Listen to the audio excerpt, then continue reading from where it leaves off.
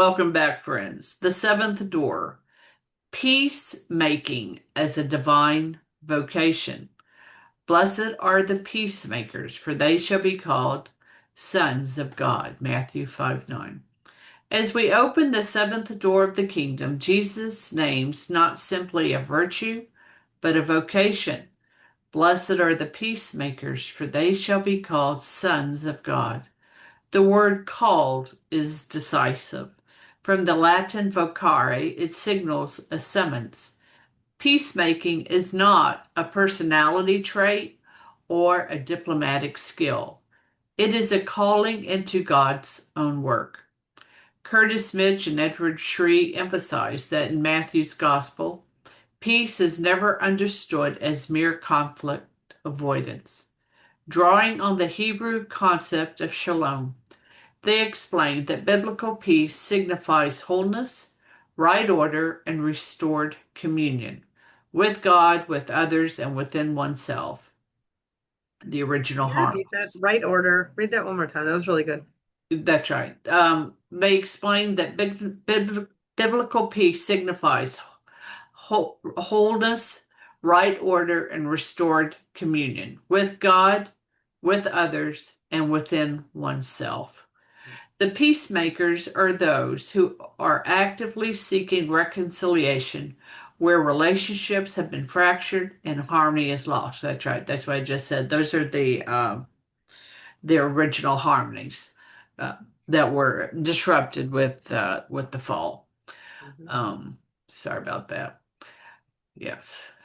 This is why Matthew links peacemaking directly to divine sonship. To be called sons of God is not honorary language. Mitch and Shriek know that in Scripture, sonship implies likeness and participation. Those who bear the Father's name are those who act as he does. God is the one who reconciles, who restores, who makes peace between himself and humanity. Peacemakers share in that mission. The commentary further situates this beatitude within the wider movement of the Sermon on the Mount. Jesus is forming disciples who do not merely obey commands, but who embody the Father's character in the world. Peacemaking, therefore, is not optional or secondary. It is one of the clearest signs that a disciple has begun to live as a child of the Father. Jacques Philippe helps us understand the interior demands of this calling. He insists that peace cannot be produced by control, avoidance, or the desire to manage outcomes. True peace flows from a heart that has surrendered to God's providence. Without interior peace, even our attempts at reconciliation become anxious and forceful. With it, God is free to act through us. This also explains why peacemaking is costly. Mitch and Shree point out that reconciliation often requires initiative, humility, and endurance. The peacemaker may have to absorb misunderstanding or refuse retaliation. In Matthew's Gospel, this beatitude prepares the way for Jesus' command to love enemies and pray for persecutors. Peace in the kingdom is never passive. It is active, sacrificial, and rooted in truth. The Catechism confirms this realism when it teaches that peace is the fruit of justice and the effect of charity. Paragraph 2304. It cannot be separated from right relationship with God. Those who pursue peace on God's term will inevitably share in both his work and his suffering. And yet the promise remains luminous. They shall be called sons of God. Those who walk through this door begin to resemble the Father, not in sentiment, but in action. They take their place within his reconciling love for the world. Yeah, that's a hard one in the world today Very hard. Very, very hard. because it has to do with justice, right? And the right ordering. of the world. But it was, that's why I wanted you to repeat that, what you had said before, because there's an element of that I think is often passed over when it comes to peacemaking. That peacemaking demands that justice, there is no peace without justice, and we all know that, right? But justice is what is due to God and what is due to your neighbor, right? And what people make a mockery of justice by demanding what they don't deserve. And that becomes a real problem because it's you can't create a peaceful society without authentic justice. And what we have going on right now is a masquerade of justice, right? It's a mockery of justice. And what oftentimes ends up happening is that people settle for appeasement because they don't want to discipline the people who have a wrong sense of justice. That's right. I mean, I use that term quite clearly here was appeasement, and that is Right. Fulton Sheen what says, what is it? Compassion for the guilty is cruelty for the Yes. innocent. It Right. makes a mockery of their Right. thinking. So nobody's talking about any of that sort of thing here.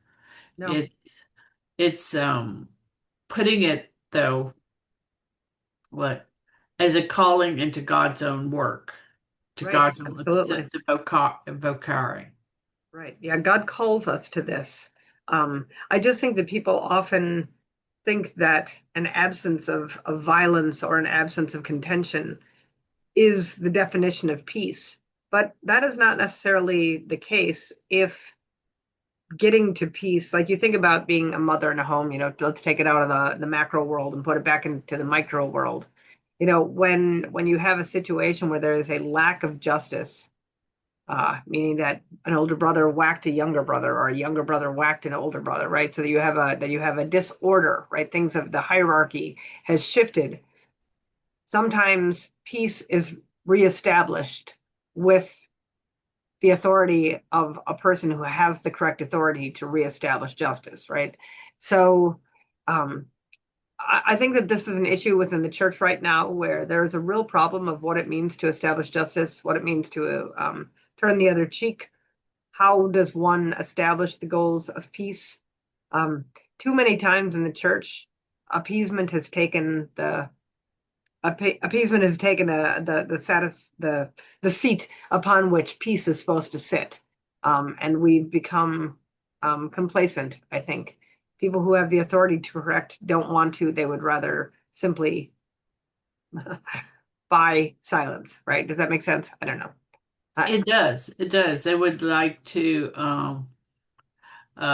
avoid. Well, they Um, think that avoidance of contention is peace.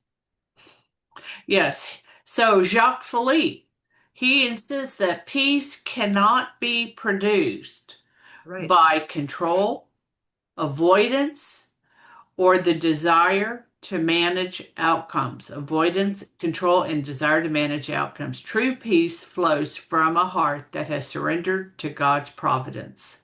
Right. That's the peacemaking we're talking about. We're not talking about appeasement at any peace at any price. That's another little phrase. Right. No. Yeah.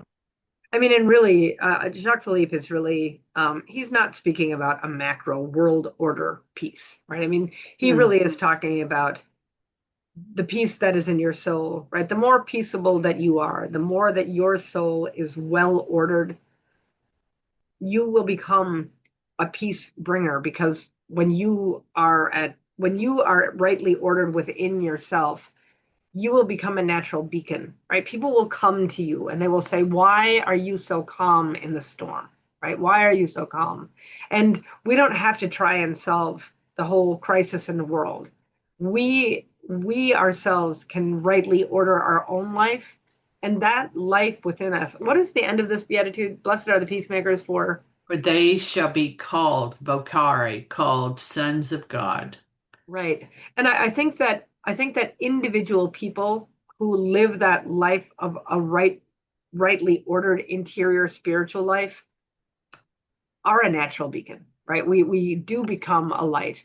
Oh, absolutely. And it gives Oh, people an opportunity who don't live that life to say, why are you so calm? At which point you now have that opportunity of Paul or Christ, who says, always be prepared to give a reason for your joy, right? Be ready at any moment. And you can say, because I'm a child of God. that's right. That Justice is, is with justice, the kingdom is within me. that's right. So, as this door closes, peace has been chosen, but its cost is now visible. The final door will open onto perseverance, where those who live as children of God must learn to endure opposition for the sake of the kingdom. Right. Till the next time, my friends, Fides et Ratio.